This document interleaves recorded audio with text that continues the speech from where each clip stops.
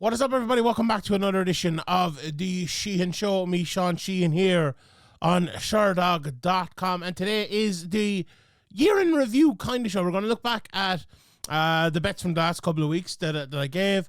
We're going to look back at my bets for the year, which I gave at the start of the year. And I'm going to give you my top 5 bets for next year. This year, more than ever, there isn't that many like future bets and future prices out there. I like to usually give a couple of fights that are coming up close and a couple of fights that may happen, may not happen, and I have managed to do that.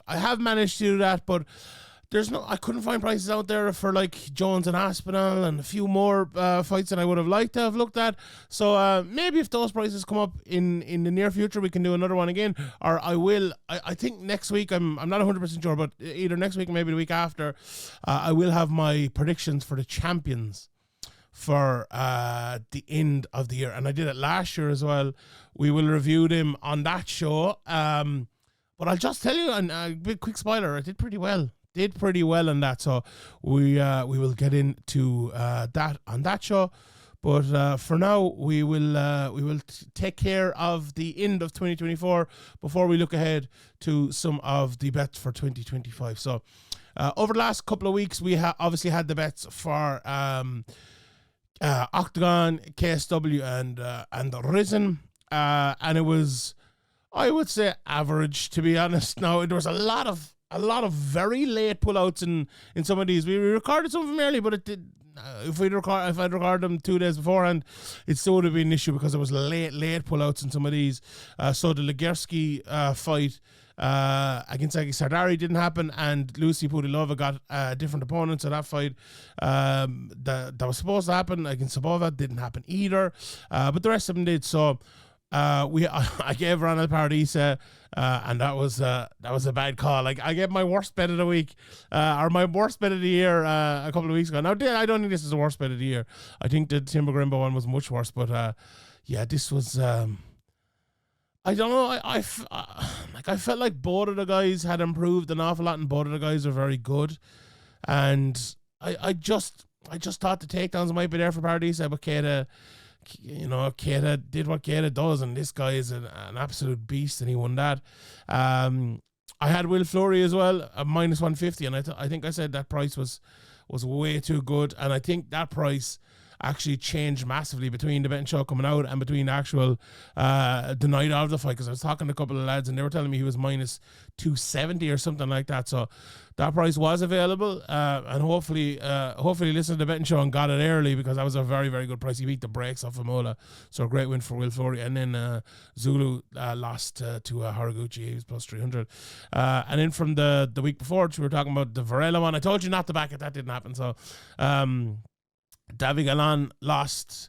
I always thought it'd be kind of a 50-50 fight, and I suppose it wasn't so much, but it was a risky enough one, a plus 225, so I'm fine with that. The one I'm not fine with is Alan van der Merkt, minus 175. I don't know, maybe I called it wrong, and he maybe just had an off night or whatever, but Layad Zerhoudi got a good win over him there, and he didn't look in that fight what I thought he looked before, so that was a bad call by me. But then we had two winners, Mikhail Labuda minus 150 and minus 150 Artur Speziak.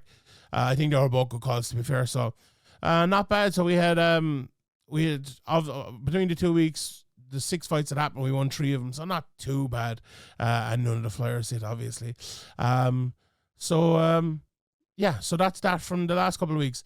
Now's the time I'd usually give my overall calls, but I have another few bets that we need to talk about. So these are the bets I gave you at the start of the year. I had, so 2 of the fights didn't happen. So I had Michael Chandler to beat Conor McGregor. Obviously, that fight didn't happen for, McGregor got injured, obviously, and it didn't happen. And then I had Amir Albazi against Brandon Moreno. I made an awful mistake as well, and that fight obviously didn't happen, that one. I never wrote down who the people were fighting. I just wrote down Albazi, Chandler. And I've changed that. I've changed that for this year. So we had to get 5 bets, only 3 of them happened, which is, a par for the course, really, in mixed martial arts when you're looking at the year ahead. But all 3 of the other ones actually hit. At Dustin Poirier against Benoit Saint-Denis, I was early in that one. I always thought Dustin Poirier was getting a bit disrespected in that fight, to tell you the truth. So I had him in plus 124. I had MVP at plus 125 against Kevin Holland, wasn't it? So that was a good bet. And then I had Ileta Poirier at plus 130 against Volkanovski. Again, another one I was a little bit early in. I actually think I gave Topuria, one of my bets of the year was Topuria to win in the second round, I believe. So plus 130 there. So the overall for 2024 is from 201 bets that happened. So the fights that didn't happen, I took them out. So, because like you get your money back or whatever if you bet on them, so they don't count. They're nullified. 201 happened, 201 bets, 108 successful.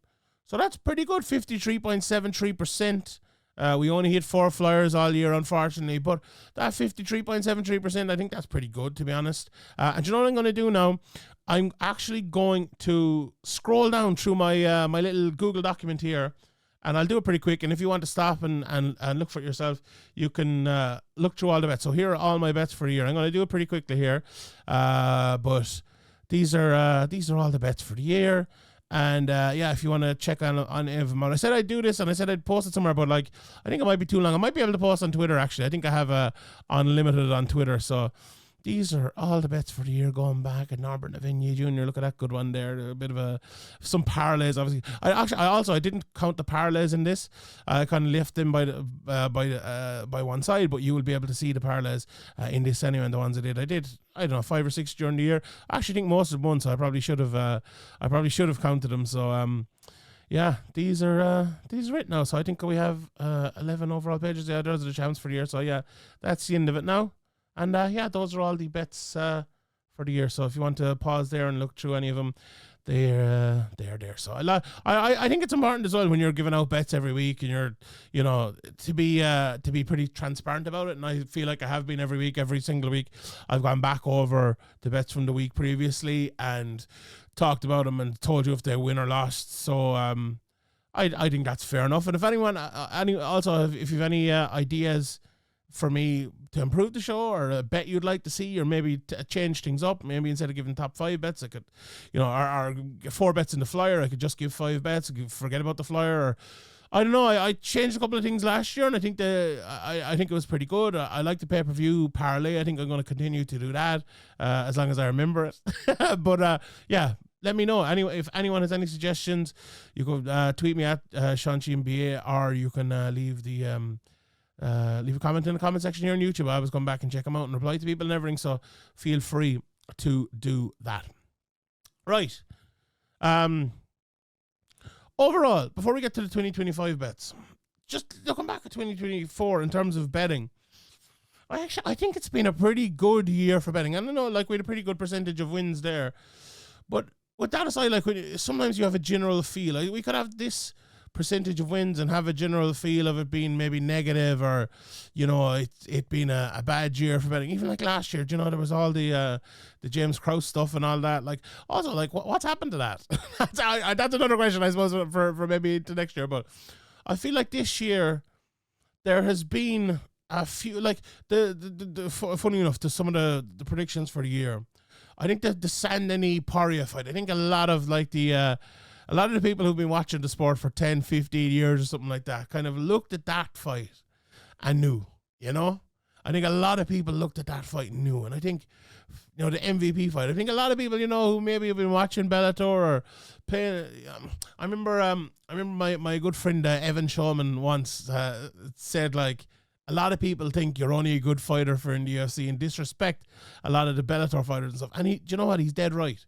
And I always thought after that, like, it doesn't really matter where you're fighting, If you're a great fighter, you're a great fighter. And there's people, when MVP came into the UFC, they were like, "Oh no, this is Kevin Holland. There's no way that Kevin Holland's a UFC fighter." And then what happens. And I think those bets for the people, people who really get MMA, I think it was a good year for those sort of bets. Now, that's easier said than done as well. Some big fighters lost and some big fights lost. But I also think one thing, and it goes to show with the percentage as well.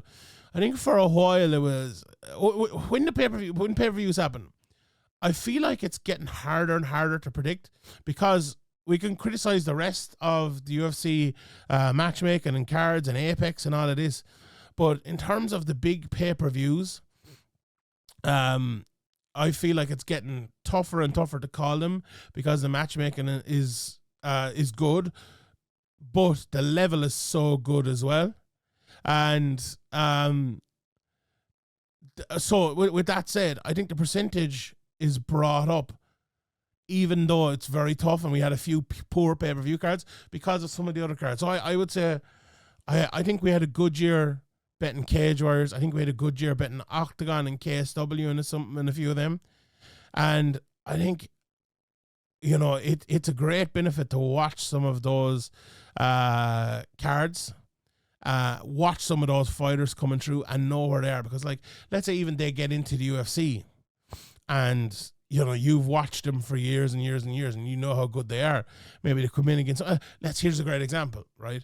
And it's not the UFC, but Paul Hughes against AJ McKee, right? Okay, I gave AJ McKee as the bet, but I was very, very, very, very torn in it. And a lot of people, like, if you've been watching Paul Hughes for an awful lot and you're thinking, okay, that's good money here, I can make money. I think, and it might be easy to say, but, like, put in a bit of effort. If you have a good head on your shoulders and you can, realize who these fighters are, I think that, there's money out there to be made. Now, it's not, again, easier said than done, and please bet responsibly, but I do think it was a good year for that, because there was a lot of them. Like, if you bet in Paul Hughes, again, even though I didn't give it and I gave the opposite, I'd say you felt very good after that. That's a very, very smart bet. So, yeah, overall, happy enough. Right. Let's give my 5 bets for 2025 in mixed martial arts. Right, so I would say two of these are kind of speculative, and in terms of will the fights even happen, right? And in 3 of them, the fights are happening. So, and again, we said that last year, and then the fights didn't happen either. But the fights are happening as of New Year's Eve here as I'm recording this. Okay, let's go with the fights that are happening first, and then, because they're more straightforward, and then we'll go with the fights that may or may not happen. And actually, I have one guy in 2 bets, and a lot of people say I'm not a fan of this guy. A lot of people say I criticize this guy too harshly, but we'll get into that as well. Right.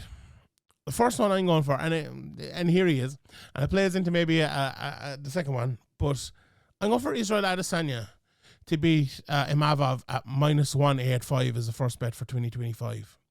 And the reason that I did a podcast, or was talking on the Severe MMA podcast, wherever it was, last week or a couple of weeks ago, and I was talking about Adesanya and the decisions he has made in his career around this time versus some other people. And Colby was the example I mentioned, but it could have been a variety of different people.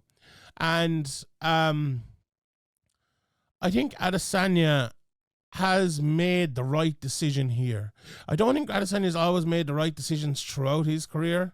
I think, and it's more so in maybe taking one too many fights at one stage, or the way he fought at other times, or, the kind of letting himself down in terms of this fight could have driven you to superstardom and you didn't quite hit it, type of thing. So I've had criticisms of Adesanya, but this one, fighting Imavov right now, I think is the right move, because, you look at the guys in the upcoming title fight. So you have Duplessis and Strickland obviously happening, and then you have Chimaev, who's probably next. So, like, if you're Adesanya and you're not going to be, you've lost to both Dricus, Duplessis and Strickland, you're not going to be next for either of them straight away. Chimaev probably is. If Chimaev wins, great, maybe you'll get that opportunity, but he doesn't fight that often, so that might be a good bit down the line. If Chimaev loses, it's still a guy who you have lost to as the champion. So it's going to be a little bit tougher for you to get a title shot. Although, if you win a couple, maybe it's more likely. And this is what is happening here. So if he wins a couple, it'll be more likely. But the only thing is, right, and here is the thing, and here is the crux of why I think it's a good decision and why I'm giving him to win.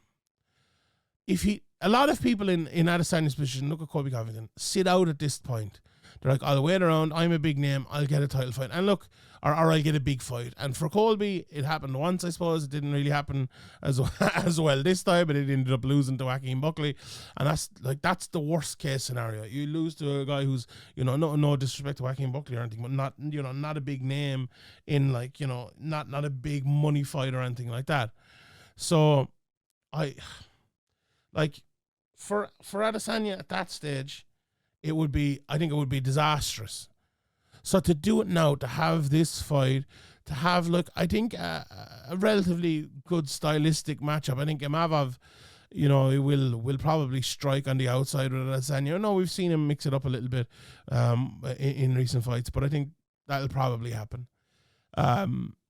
What happens for Adesanya in that fight will really...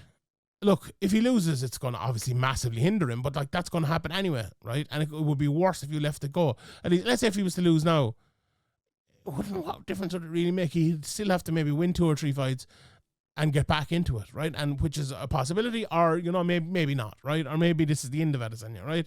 Which is fine. But if he does win it, he's on a real roll to go back to the middleweight title or something else, which we'll get to in a few minutes. But this fight itself, again, I said I thought it'll be fought on the feet, and I think it will. And I think Adesanya is, I don't think he's going to lose to a guy like Imavov. Now, having said that, Du Plessis and Strickland are not exactly, Pernell Whitaker and out here. But I actually think maybe a more technical fight it definitely suits Adesanya, whereas maybe the madness of those two lads is tough for him. So I think Imavov is a little bit more technical and maybe is a little bit more suited to Adesanya. So that's bet number 1, -185. After going so well for me last year, I'm going to do it again this year and give a little bit of respect to the older guard. And I saw a good price, and I'm going to take it. So Jan Blachowicz to beat Carlos Ulberg at +170. Again, it's a tough fight for Blachowicz. Ulberg is a very, very good fighter. Look, he's going to be a big favorite coming in here. But you know what? We've been Adesanya bet beforehand. Remember what Blachowicz did to Adesanya? Remember how good he was in that fight? I just have a feeling there might be a little bit left yet in Jan Blachowicz. And if there is, and if he can, let's say, weather the early storm from Ulberg, or, and also, no, not just weather the early storm, Jan Blachowicz is an underrated kickboxer. And people probably point out, there's this fight and this fight and this fight. But there's also this fight and this fight and this fight the other way around, where he's been very, very good. Blachowicz is not, is not unbeatable, but he's also not an easy out. And Ulberg, to me, recently has had a few easy outs. And the last fight for Ulberg, I don't know, maybe I'm wrong here, maybe it's just me, but I wasn't as impressed. Maybe as other people. And it was a bit of a weird fight, we know the circumstances of it, but I just, the Poirier versus Saint-Denis type of fight. They're like, this new young guy is coming up. Also, I reckon light heavyweight and heavyweight, the younger guys are pushed a little bit too quickly. And I just fear if that's the case for Ulberg here. Now, I really like Ulberg, and honestly, I think he could be a future champion. I really do. I think he's that good. But is this a little bit too early, and is it the wrong guy a little bit too early? So this is a bit. There's no flyer in these, but this might be the flyerest of the flyers. So we'll go Jan Blachowicz to defeat Ulberg at +170. Right. Next bet. The middleweights again. Dricus du Plessis. I'm gonna pick him to beat Sean Strickland. And I'm picking him to beat Sean Strickland because of the price. It's -162 here. And I looked at a couple of different places, and it's around this. That's the best price I found, but there's nowhere there's nowhere bigger than like minus 188, maybe a couple of places. Most of the places around minus 165, minus 170. And the reason, I think there's two reasons I'm giving this, right? First of all, is and this, go with me here for a second, but this might sound a bit odd. Usually when we see a fight like Duplessis versus Strickland, or any kind of close fight that has happened before, when there's a rematch, we always think, oh, there's like a little bit of a, if the guy who lost can improve by 5%, he'll win the rematch, right? We rarely think if the guy who won improved by 5%, what would happen, you know? And I'll give you a good example of this, like the Volkanovski fights against Holloway. Like, that's exactly what happened in those. Like, Volkanovski was the one who improved a little bit, not Holloway. And then Volkanovski started to win, you know, better and better each time. Well, better the last time anyway. You get what I mean? I wonder if that'll be the case here. You know, it was very close, obviously very close on the judges' card. Strickland could have nicked it, but I think what Duplessis has done, obviously against Adesanya, I'd wonder if Strickland, you know, I'd wonder if he can replicate what he did to get to the title, obviously, and I wonder if he can do it against Duplessis, who has been in there winning before. Like, I feel like Strickland's maybe I'm wrong now, but I feel like Strickland's one of those guys that if you fought him once, it might make it a little bit easier the next time, because he's such an odd fighter, such an odd way of fighting, and especially when you're Duplessis, a guy who kind of, you know, preys on. I was going to say the big moments, but he likes to have a lot of big moments and long periods of winning. And I think that will help Duplessis to do that even more. I also think, based on what happened the last time, you'd wonder if Duplessis can get the fight into areas that suit him. Could he get a couple more takedowns? And could he win portions of rounds that take him to whole rounds? You know, to take him to snatching, you know, let's say it's, you know, 1-1 after 2, and you know, it's and the fourth round and the fifth round are close as well. But there's that middle round, and Duplessis just gets 3 minutes on top or something like that. You know, one of those sort of fights. I feel like maybe that extra 5% will go to Duplessis' side rather than Strickland's, and if it does, I think that minus 162 is a pretty good price. So there you go. Those are the 3 straight up bets, and here are the other 2 bets that I'd say both of them are relatively speculative. If I had to put money on the fights actually happening in 2025, it's maybe one of them will, right? So here we go. The first fight, and I was interested in this price as well. So the first fight is Israel Adesanya to beat Alex Pereira at minus 125, and here is why I think this fight could happen and why I think Adesanya will win or could win, right? Okay. Alex Pereira. Oh, I'm just after thinking as well. No, maybe no, that's I had a wrong thought there. So my thought there was, is this the fight that Dana White was talking about? But it's not, because obviously Adesanya is matched. Pereira has said, right, Ankalaev's not next, right? Now that might not be the case, right? But maybe it will, maybe it won't. And even if it is, win or lose, this trilogy is just a fight that makes so much sense. Like we already spoke about Adesanya, and like Adesanya is minimum like a year away, maybe 18 months away from fighting for the middleweight title if he wins and wins and wins. Let's say Pereira fights Ankalaev in March or something like that, and he beats him, right?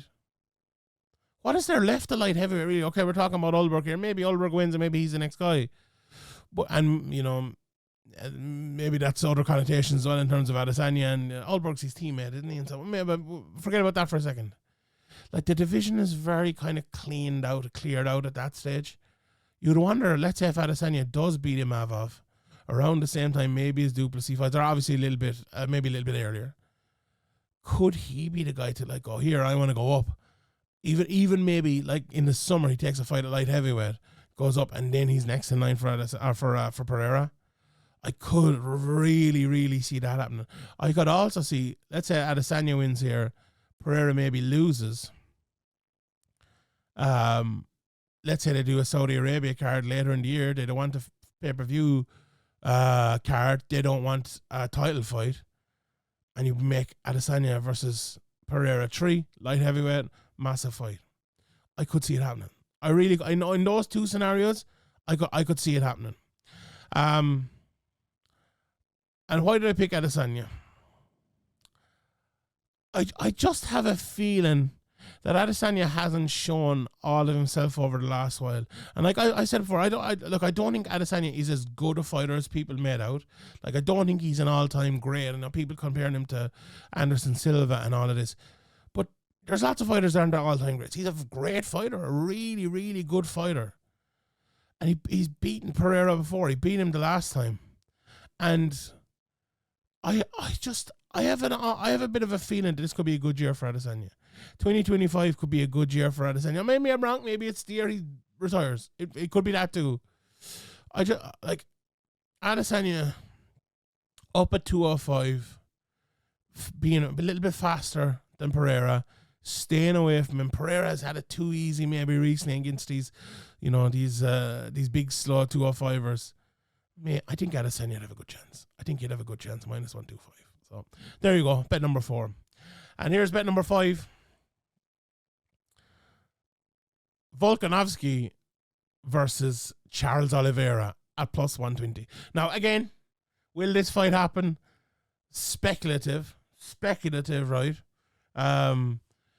Is the Topuria-Volkanovski fight going to happen? Maybe, who knows? Is he going to win that fight? I would say probably not. I feel like he's unfinished business, up a weight class. This is one of those fights I could see, right? Volkanovski maybe loses to Topuria, has a fight at light heavyweight in the summer or something like that, and then maybe this time next year, him versus Oliveira, or on maybe like the MSG November, December card or whatever it might be. And the reason I'm picking him to beat Oliveira as well, then this might be a stretch in terms of the fight happening and him actually beating him. I feel like I remember when Oliveira was champion, we spoke about it a lot. What's it going to take to beat him? And I'm like, I think it's either like a really good technical striker or someone who's going to not be afraid of his jiu-jitsu and just fucking take him down and beat him. Now, he happened to go up against Islam Makhachev, who's both of those things, right? But I also think like person who's one of those things could also beat him. And I think Volkanovski on the feet, he's just going to be too good and too technical for him. I think as well, like Volkanovski, it's very much like Adesanya, very much like Holloway, very much like a few other people in the UFC at the moment. How did they react to what's happened recently to them? Like, how does Volkanovski, Volkanovski get knocked out by Topuria? How much did that play into him get knocked out by Makhachev? How much did him get knocked out by Makhachev play into the short notice and him losing to Makhachev before? Are all of those things connected? And if like he has a bit of rest, he comes back, maybe wins a fight, or maybe puts on a good showing against Topuria, maybe we could be talking about, Volkanovski's not finished yet. And again, that seems to be the theme of some of these. So I think if Volkanovski is not finished yet, he goes up and he fights Oliveira. I think he is the sort of guy who can beat a Charles Oliveira with his technical standing. So there you go. Those are my 5 bets for 2025. I'll be honest, I hope those last 2 fights happen because I think it'll be really, really good. And there you go. Right. So just to recap, 2024, we hit 53.73%. 108 of 201. Only 4 flyers hit. Bad year. Bad year in the flyers. But a great year in the overall bets. The bets for next year are Adesanya twice to beat Imavov and Pereira, -185, -125 respectively. We have Blachowicz against Ulberg, +170. -162 for Plessis against Strickland. And Volkanovski to beat Oliveira at +120. All right, everybody. Thank you very much for tuning in. I appreciate the support all year. Please bet responsibly. Enjoy your new year. And here's to another 52 weeks of bets. See you next time. Good luck.